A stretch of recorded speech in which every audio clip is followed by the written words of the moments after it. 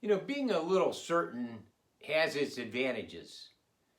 On the basis of hunches or intuition, maybe great companies have been born or catastrophes have been averted.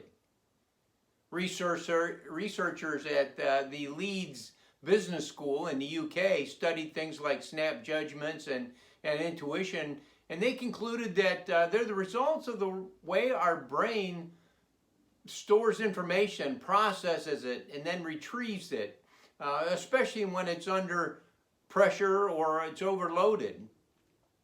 One professor described kind of the seconds that our subconscious works and draws upon past experiences and present data, and then pop, all of a sudden a decision is there. Well, let me set this up as a pause and pivot moment.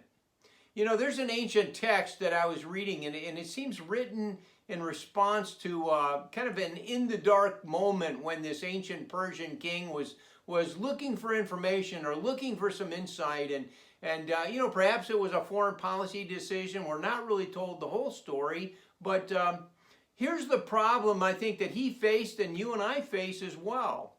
It's that there is little certainty for life and our future based upon how raw our planning or gazing or our intuition is.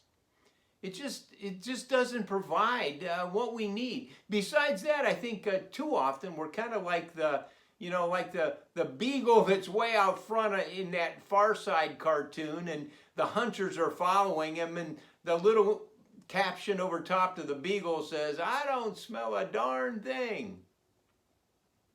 I'm prompted to count kind of these little certainties we have. In the words of A.W. Tozer, he said, little certainties are kind of like tragic wastes of truth that never really give us the rest we need for our heart. When God spoke to that Persian king, he's talking to you and I as well. He says, I take you by the right hand. I open doors before you.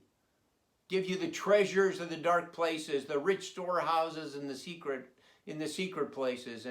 And whatever little certainties that you and I might have will never be enough to kind of erase our fears or the assured life that we're seeking.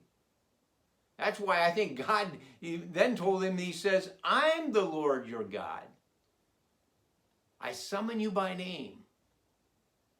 If this has stirred up some thinking on your, let's talk some more. Hit that contact coach button.